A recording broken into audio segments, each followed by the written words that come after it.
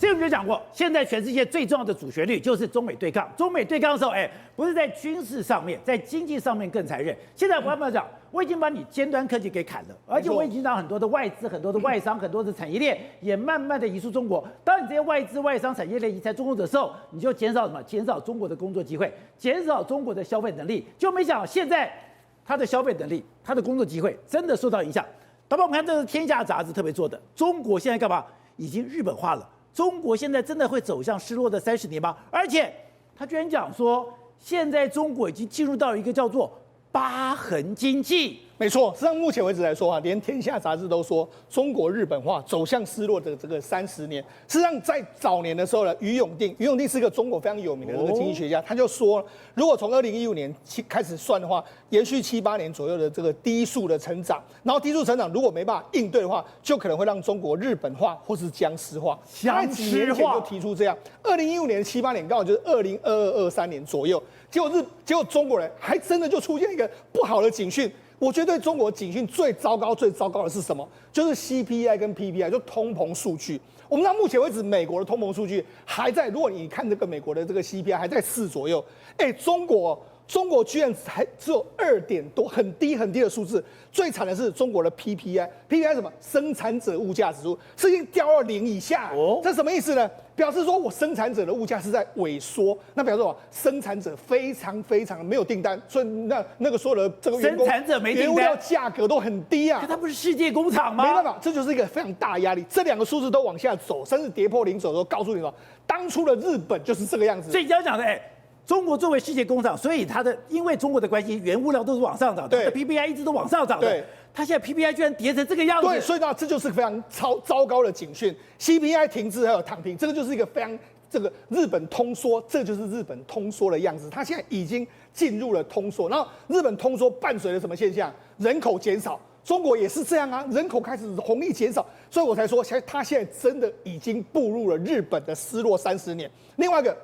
安信证券的首席经济学家说，现阶段的中国经历所谓的疤痕经济，为什么？因为人民没有信心，不敢消费，也不敢投资，所以他心里面对未来经济不看好嘛。那另外除了什么？还有那个李稻葵也是一样，清华大学的，对，他也是非常知名的这个经济学家。他说，我们现在看到的最大的风险就是经济过冷。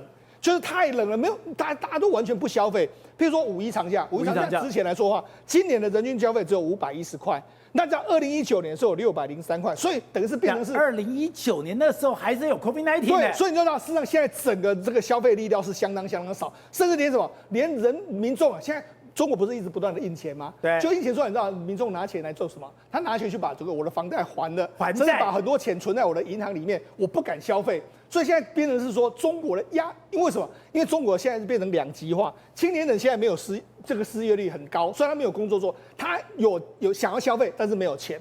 但是很多钱都在老人身上，老人身上就存钱，所以现在变成是中国为什么没有消费？因为它年龄结构还有这个整个失业问题，构成它没办法增加消费最重要的原因。不跟日本一模一样吗？所以它现在所有的症状都跟日本是一模一样的。所以我之前在节目上说，失落的30年不是说假，因为它已经有综合症状，全部都非常像。那而且现在中国可怕的是，它已经用尽所有的办法。刚刚讲，我以前是靠卖土地我来增加地方收入，或者说我今天可以抽一些规费，对，就这些土地卖不掉，规费已经收到紧绷了，干嘛？我现在靠罚款，对，罚款太夸张了，我只赚几十块，赚不到100块。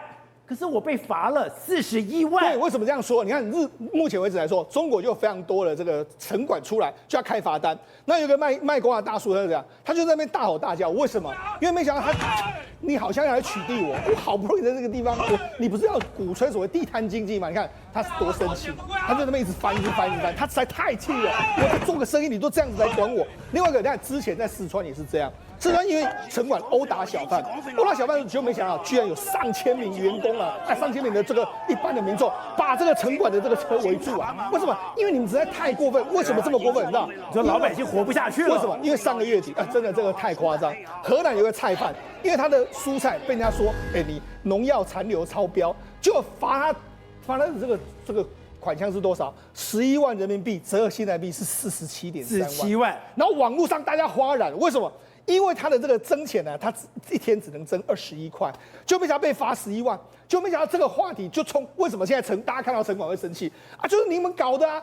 就没有搞，所以他们都很生气啊。所以这个老大爷，河南的老大爷，我一天只赚90块台币，没错。结果你罚我47万台币，对，结果这显然就是城管故意的嘛，他就要捞钱。就没有这件事情呢，后来这样，大家微博热搜，大家全部都说这个城管实在太不像话，后来被地方法院驳回，大家才说哦，总算落幕。不然，所以为什么现在大家看到城管都那么生气？你看这位大哥为什么会一直翻？他想你是不是来开我罚单？所以他事实上现在整个中国的压力是相当的沉重。可他也不得不罚钱，他没钱了。没办法，为什么没钱？因为现在地方从中央到地方都没钱。地方我们曾经讲过，地方政府有所谓的自买自卖，这个非常多的这个状况。甚至现在呢没有工作，为什么没有工作？你看现在上海著名的这个建筑设计学院说，我们停工3个月。停工3个月的时候，他就说，建筑学院停工3个月，他停工3个月，而且他意思其实后来就是不太可能会再继续做下去了，也就是说他可能就实质倒闭。那因为先停工，然后再说怎么样？好，现在那业内人士说什么？现在上海的经济一塌糊涂，就连住宅都租不出去了。好，那于是在中国就出现了一个故事，在郑州有一个人这个买了房子，他就缴不出贷款，他说，我当时的房价是118万，那我现在我跟银行借了90万。那分5年偿还，但是目前为止呢，我已经不想要这个房子了，所以呢，我还有贷款要缴，所以如果你愿意的话，我就直接会把房子给你，那你只要把我的贷款缴清就好。可是宝杰长，大家现在都认为说这个搞不好送不出去，因为他房子他贷了90万，对不对？他当初的这个价格是118万，对，118万。现在整个他的房子价格已经只有值到50-60万，天哪！我还要缴90万，谁要缴啊？所以现在就变成缴不出去。你本来房子值118万，对。你现在只值50万我还有90万的贷款，谁要？所以为什么现在中国？为什么我说为什么现在中国会压力很大？就是因为大家都买了高价的这个房子，可能买了200万、300万，为什么现在我房子只在100多万？那我有钱我怎么办？我只要先把贷款还啊，要不然我贷款如果万一我缴不出贷款，我没有地方住的时候，我会完蛋。那但是呢，就所以变成他们没有消费的一个情形，所以我才说。中国因为房价太高，过去套了太多人之后，现在整体的消费完全在一个紧缩的状态。好，玉凤是。但另外一个是，现在全世界也都在关注的是法国。对，法国不是讲说，因为射杀了一个17岁的少年，引发了整个街头暴动。引发街头暴动，今天我看到数字更可怕的是，你之前还只是放烟花。对，他现在丢手榴弹了。对，现在来讲的话，这个街头暴动了，已经变成有点像是法国的一个内战了。好，他在哪边发动了？一开始我们刚讲的，一开始放的烟花，对于市政府放烟花，我觉得已经很可怕。今天手榴弹啦、制式手枪啦、冲锋枪，都是暴徒拿出来的。现在来讲的话，其实法国的街头已经被人家形容是乌克兰的战场的一个街道版本了。因为现在来讲的话，已经不是说一开始放这个烟花而已。现在来讲的话，其实从法国的巴黎开始，现在在里尔、在这里昂，还有这个里尔这个地方呢，其实都陆陆续续都有这个暴乱。你说整个法国已经有50个地方发生暴动了。这个是法国的地图。对。法国队是全面的烟火，就是让野火燎原，从北到南，从东到西，而且现在已经烧到邻近国家了。对，这个地方，你除了在里昂、图鲁斯跟里尔这边这些从北到南都烧的话，其实在瑞士，因为我们昨天不是有讲到吗？有这些这个观光客去那个地方，发现哇，怎么巴黎已经烧杀掳掠了，就赶快跑去瑞士，在瑞士这个地方有法语区，竟然也陷入了暴动。但是这个东西是一直向外来一个扩散。那么另外来讲的话，明年法国不是要办奥运吗？不是现在已经有突然推出了很多的宣传影片，欢迎来 Visit France， 欢迎来法国。法国要办奥运，对，就你打成这样子，对，而且呢，不只是打而已，这个奥运的场馆被纵火了。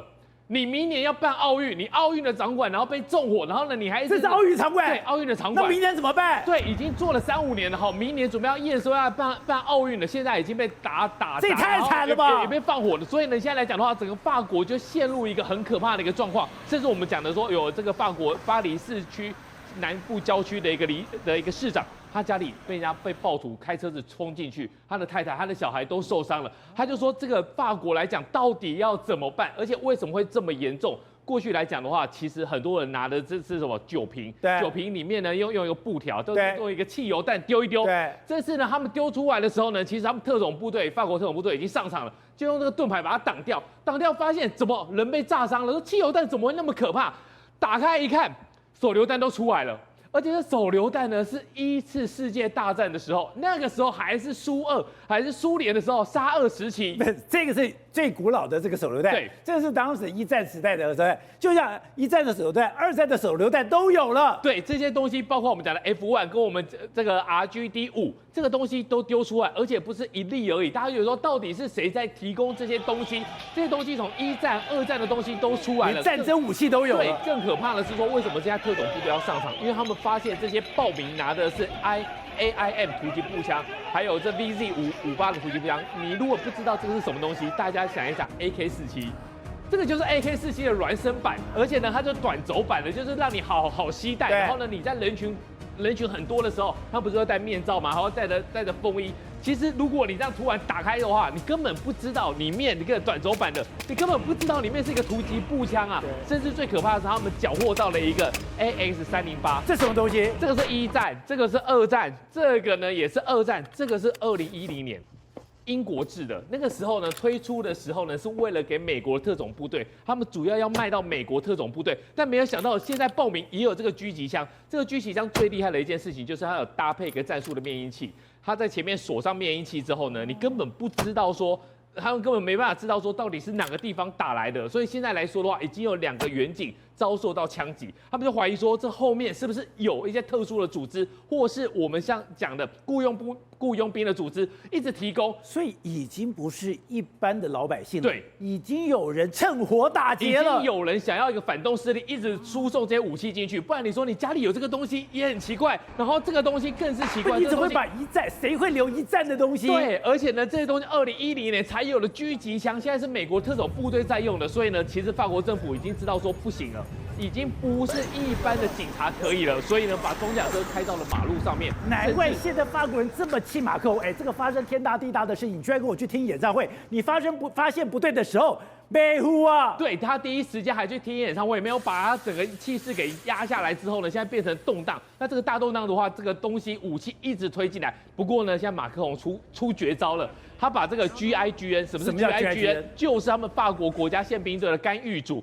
其实就是法国宪兵特勤队，好，另外一个是黑豹特警队，这2个都是非常强大的。第一个，他们根本就是很少，这个 GIGN 来讲的话，大概全法国大概1200名，你要当了5年的兵，职业军人里面，你当了5年，你才有这个甄选的一个资格。然后呢，再挑出来，大概100个人里面，大概只有1000个里面大概就有6个人挑出来这个这么难。1200名，对，这个 GIGN 其实大家知道，法国航空有一次呢，他的飞机准备起飞的时候，有4个恐怖组织的一个成员，就假装他们是安全人员，就上去要查护照，查完护照之后呢，就开始杀人。劫机，在法国的一个国土里面劫机，然后呢打死一个，就说我们现在马上起飞，他还不放行，又打死一个，然后呢又打死到第3个的时候呢，他们说不行了，那时候 GIGN 就出去了。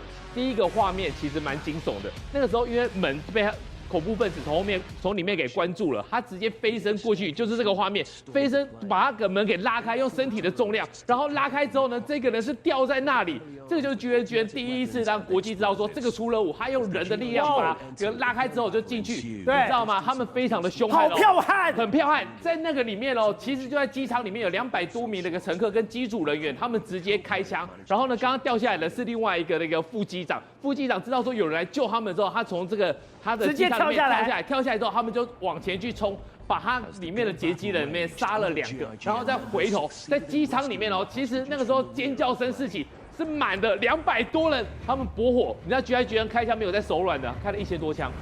他就把这4个直接给打死，而且他们在里面打了1000多枪。对，他们当初被救下来的时候，他们真的是不知道怎么办，因为两边在搏火，他们也不知道到底谁是好人谁是坏人，就一路打。那一次一战成名，因为他们就树立一个说，法国国家的宪兵干预组是不会跟恐怖分子来妥协的，只要你敢，我们就一路用强大的火力，就算有人质，我们也不怕。我是觉得法国这个法兰西的民族已经懦弱了，已经软弱了。没有想到这么强悍。对他们还有最后的2支，另外1支的话就是黑豹特警队。你看的 logo 就是一只黑豹。刚刚讲的 GIGN 是军方的，这个是警方的。警方对这个警方其实他也是非常的剽悍。他最厉害的就是他没有长城狙击。其实有一次也是这个恐怖分子，他们抓了24个，在幼儿园里面抓了24个小朋友跟老师，当作是一个人质要来谈判。那谈判的过程当中呢，其实谈判一直来来往往。总共2天2夜，黑豹特警队就是2天2夜10把枪一直盯着那个人，最后呢是他稍稍的打盹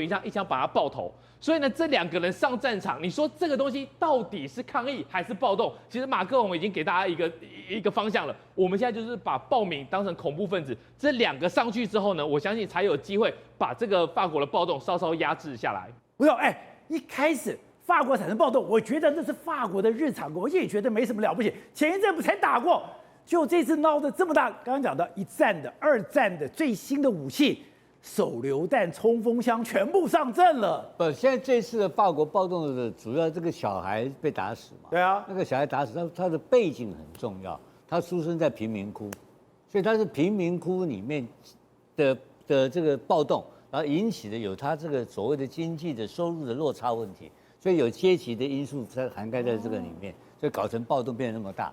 所以马克宏他的阶级矛盾这么强了，主要是阶级问题，收入跟阶级、失业，整个经济的背景所触动了整个大型的暴动。所以你看到这个整个，你看他打砸抢开始，都是年轻人哦，所以都是贫民窟的年轻人。想想，平均17岁，然后很多直接开着车冲进去是15岁。对，所以这些我刚刚讲，因为他的这个小孩本身的背景。他的出生是在贫民窟，他们那个经济比较落后的地区，所以他其实涵盖的、隐含的长期的有外来移民，还有他所谓的这个经济的这个阶级问题，这主要的原因。所以马克宏根本没有办法处理这个问题嘛。